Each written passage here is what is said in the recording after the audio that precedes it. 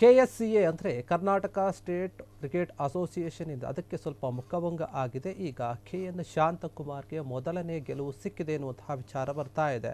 ಈ ಒಂದು ವಿಚಾರದಲ್ಲಿ ಏನಾಗಿತ್ತು ಅಂದರೆ ಎಲೆಕ್ಷನ್ ನಡಿಬೇಕಾಗಿತ್ತು. ಈ ಒಂದು KSCAಗೆ ಅದು ನಿಂತಿತ್ತು, ಯಾಕಂದರೆ ಕೆಲವೊಂದು ಕಾರಣದಿಂದ.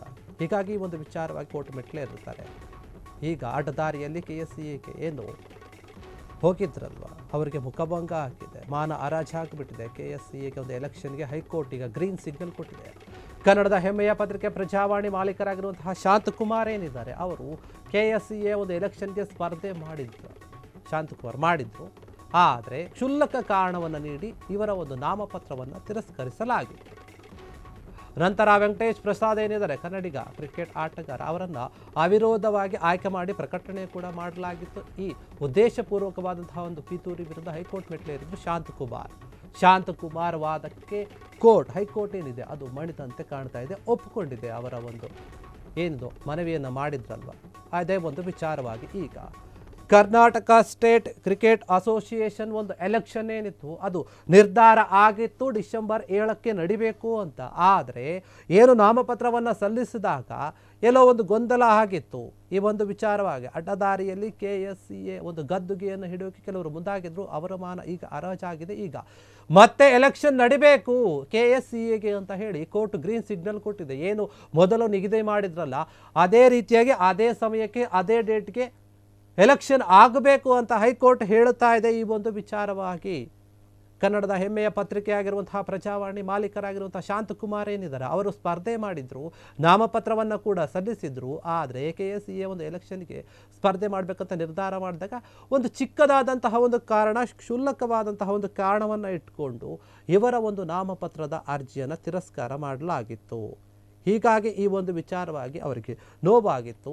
ನಂತರ ಅವರು ಏನು ಮಾಡ್ತಾರೆ, ಹೋಗ್ತಾರೆ ಕೋರ್ಟ್ ಮೆಟ್ಲೇ ಇರ್ತಾರೆ, ನನಗೆ ನ್ಯಾಯ ಬೇಕು ಅಂತ ಹೇಳಿ. ಈ ನಂತರ ಏನಾಗಿತ್ತಂದರೆ ಇವರ ಒಂದು ಅರ್ಜಿ ತಿರಸ್ಕಾರ ಆದಾಗ ಇನ್ಯಾರೂ ಉಳಿದಿರಲಿಲ್ಲ. ಹೀಗಾಗಿ ಭಾರತದ ಮಾಜಿ ಆಟಗಾರ ವೆಂಕಟೇಶ್ ಪ್ರಸಾದ್ ಏನಿದ್ದಾರೆ, ಅವರನ್ನು ಅಧ್ಯಕ್ಷರನ್ನಾಗಿ ಅವಿರೋಧವಾಗಿ ಆಯ್ಕೆ ಮಾಡಿದರು ಮತ್ತು ಪ್ರಕಟ ಕೂಡ ಮಾಡಿದರು, ಇವರೇ ಅಧ್ಯಕ್ಷರು ನೂತನವಾಗಿ ಅಂತ ಹೇಳಿದರು.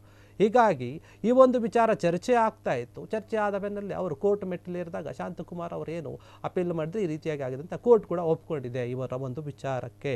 ಹೌದು, ಈಗ ನೀವು ಮತ್ತೆ ಕೂಡ ಈ ಒಂದು ಚುನಾವಣೆಯನ್ನು ನಡೆಸಬೇಕು ಅಂತ ಹೇಳಿ ಹೈಕೋರ್ಟ್ ಆದೇಶವನ್ನು ಕೊಡ್ತಾ ಇದೆ. ಇವರು ಒಂದು ಯಾವುದೊಂದು ಕ್ಷುಲ್ಲಕ ಕಾರಣ ಅಂತ ನೋಡೋದಾದರೆ, ಇವರು ಯಾವುದೋ ಅಂದರೆ ಅವರು ಸಂಬಂಧಪಡುವಂತಹ ಅಥವಾ ಅವ್ರಿಗೆ ಮೀಸಲಾಗಿರುವಂತಹ ಒಂದು ಏನು ಸಂಸ್ಥೆ ಇದೆ, ಆ ಒಂದು ವಿಚಾರದಲ್ಲಿ ಬರೀ 200 ರೂಪಾಯಿಯನ್ನು ಬಾಕಿ ಉಳಿಸ್ಕೊಂಡಿದ್ರಿ. ಅವರು 200 ರೂಪಾಯಿಯನ್ನು ಬಾಕಿ ಉಳಿಸ್ಕೊಂಡಿರುತ್ತಾರೆ ಎನ್ನುವಂಥ ಒಂದು ಕಾರಣಕ್ಕೆ ಈ ಕರ್ನಾಟಕ ರಾಜ್ಯ ಕ್ರಿಕೆಟ್ ಅಕಾಡೆಮಿ ಏನಿದೆ, ಆ ಒಂದು ಸ್ಪರ್ಧೆ ಮಾಡುವಂತಹ ಒಂದು ಚುನಾವಣೆ ಅಧ್ಯಕ್ಷಗಿರಿಗೇನೆ ಇವರ ಒಂದು ನಾಮಪತ್ರವನ್ನು ತಿರಸ್ಕಾರ ಮಾಡಿತ್ತು. ಅದಕ್ಕಾಗಿ ಚುನಾವಣಾಧಿಕಾರಿ ಯಾರಿರ್ತಾರೆ ಅವರಿಗೆ ಪ್ರಶ್ನೆ ಮಾಡಿ ಇವರು ಕೋರ್ಟ್ಗೆ ಹೋಗಿದ್ರು. ಪ್ರಜಾವಾಣಿಯ ಡೆಕ್ಕನ್ ಹೆರಾಲ್ಡ್ ಸಮೂಹದ ಒಂದು ಮಾಲೀಕರಾಗಿರುವಂತಹ ಶಾಂತಕುಮಾರ್ ಏನಿದ್ದಾರೆ, ಪ್ರೆಸ್ ಟ್ರಸ್ಟ್ ಆಫ್ ಇಂಡಿಯಾದ ಅಧ್ಯಕ್ಷರಾಗಿ ಕೂಡ ಇವರು ಕೆಲಸ ಮಾಡಿದ್ದಾರೆ. ಶಾಂತಕುಮಾರ್ ಅವರು ಆಡಿಟ್ ಬ್ಯೂರೋ ಆಫ್ ಸರ್ಕ್ಯುಲೇಷನ್ ಏನಿದ್ದಾರೆ ಅದರ ಅಧ್ಯಕ್ಷರು ಕೂಡ ಆಗಿದ್ದಾರೆ. ಇಂಡಿಯನ್ ನ್ಯೂಸ್ ಪೇಪರ್ ಸೊಸೈಟಿ ನಿರ್ದೇಶಕರಾಗಿ ಹೆಸರಾಗಿರುವಂತಹ ಶಾಂತಕುಮಾರ್ ಇವರು ಅಪೂರ್ವ ಕ್ರೀಡಾ ಪ್ರೇಮಿ ಅಂತ ಹೇಳ್ತಾರೆ. ಕ್ರೀಡೆಯ ಮೇಲೆ ಸಾಕಷ್ಟು ಒಲವಿದೆ, ಪ್ರೀತಿ ಇದೆ ಇವರಿಗೆ. 8 ಬಾರಿ ಒಲಿಂಪಿಕ್ಸ್ಗಳಲ್ಲಿ ಫೋಟೋಗ್ರಾಫರ್ ಆಗಿ ಕೆಲಸವನ್ನು ಕೂಡ ಮಾಡಿದ್ದಾರೆ.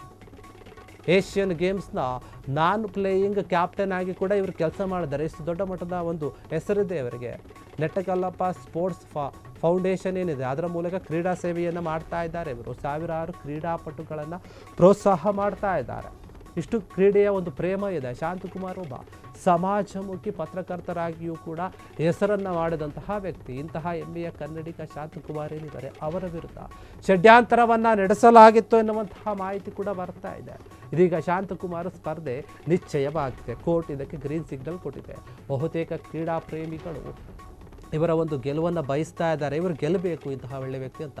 ಶಾಂತಕುಮಾರ್ ಗೆದ್ದು ಬರಲಿ, ಅವರು ಜಯಶಾಲಿ ಆಗಲಿ ಅಂತ ಕೆಲವರು ಬೇಡ್ಕೊಳ್ತಾ ಇದ್ದಾರೆ.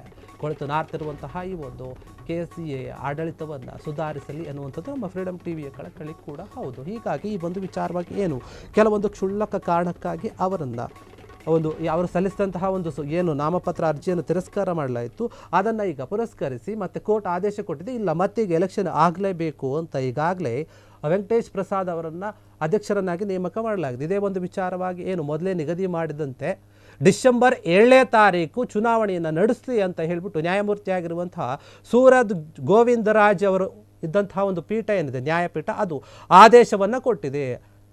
ಅಧ್ಯಕ್ಷ ಸ್ಥಾನಕ್ಕೆ ಶಾಂತಕುಮಾರ್ KN ಏನಿದ್ದಾರೆ ಅವರು ನಾಮಪತ್ರವನ್ನು ಸಲ್ಲಿಸಿರ್ತಾರೆ, ತಿರಸ್ಕಾರ ಆಗಿರ್ತಲ್ಲ, ಅದೇ ವಿಚಾರವಾಗಿ ಈಗ ಕೋರ್ಟ್ ಆದೇಶವನ್ನು ಕೊಟ್ಟಿದೆ. ಇಲ್ಲ, ಏನು ಈ ಮೊದಲೇ ನಿಗದಿಯಾಗಿತ್ತಲ್ಲ ಡಿಸೆಂಬರ್ 7ಕ್ಕೆ ಚುನಾವಣೆ ಮಾಡಬೇಕು ಅಂತ ಹೇಳಿ, ಅದೇ ದಿನದಿಂದ ಚುನಾವಣೆ ಆಗಬೇಕು ಅಂತ ಹೇಳಿ ನ್ಯಾಯಮೂರ್ತಿಯಾಗಿರುವಂತಹ ಸೂರಜ್ ಗೋವಿಂದರಾಜ್ ಅವರು ಈ ಒಂದು ತೀರ್ಪನ್ನು ಕೊಟ್ಟಿದ್ದಾರೆ. ಹೀಗಾಗಿ ಮುಂದಿನ ದಿನಗಳಲ್ಲಿ ಎಲ್ಲ ರೀತಿಯಾದಂತಹ ಒಂದು ಚುನಾವಣೆಗೆ ತಯಾರಿಯನ್ನು ಕೂಡ ಮಾಡಿಕೊಳ್ಳಲಾಗ್ತಾ ಇದೆ. KSCAಗೆ ಸಂಬಂಧಪಟ್ಟಂತೆ ಅಧ್ಯಕ್ಷ ಸ್ಥಾನಕ್ಕೆ ಈಗ ಚುನಾವಣೆ ನಡೆಯುತ್ತೆ ಅಂತ ಹೇಳಲಾಗ್ತಾ ಇದೆ. ಈಗ ಆದರೆ ಈ ಮಧ್ಯದಲ್ಲೇ ಈಗ ವೆಂಕಟೇಶ್ ಪ್ರಸಾದ್ ಅವರನ್ನು ಅಧ್ಯಕ್ಷರನ್ನಾಗಿ ನೇಮಕ ಮಾಡಿರುವಂಥದ್ದು ಕೂಡ ಸಾಕಷ್ಟು ಕುತೂಹಲ ಆಗ್ತಿದೆ. ಯಾಕೆ ಈ ರೀತಿಯಾಗಿ ಮಾಡಿದರು ಅಂತ ಹೇಳಿ.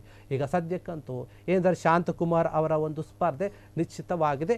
ಈ ಒಂದು ಸ್ಪರ್ಧೆಯಲ್ಲಿ ಅಥವಾ ಚುನಾವಣೆಯಲ್ಲಿ ಯಾರು ಗೆಲ್ತಾರೆ ಯಾರಿಲ್ಲ ಅನ್ನೋದನ್ನು ನೋಡಬೇಕು. ಈಗ ಸದ್ಯಕ್ಕಂತೂ ವೆಂಕಟೇಶ್ ಪ್ರಸಾದ್ ಅವರು ಅವಿರೋಧವಾಗಿ ಆಯ್ಕೆಯಾಗಿದ್ದಾರೆ, ಅವರೇ ಅಧ್ಯಕ್ಷರು ಅಂತ ಹೇಳಲಾಗ್ತಾ ಇದೆ. ಆದರೆ ಚುನಾವಣೆ ನಡೆದ ನಂತರ ಫಲಿತಾಂಶ ಏನು ಬರುತ್ತೆ, ಯಾರು ಗೆಲ್ತಾರೆ ಯಾರು ಸೋಲ್ತಾರೆ ಅನ್ನುವಂಥದ್ದನ್ನು ಕಾದು ನೋಡಬೇಕು ಈ ಒಂದು ವಿಚಾರದಲ್ಲಿ.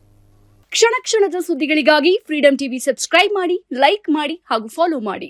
ಹೊಸ ಸುದ್ದಿಗಳ ನೋಟಿಫಿಕೇಶನ್ಗಾಗಿ ಬೆಲ್ ಐಕಾನ್ ಮೇಲೆ ಕ್ಲಿಕ್ ಮಾಡಿ.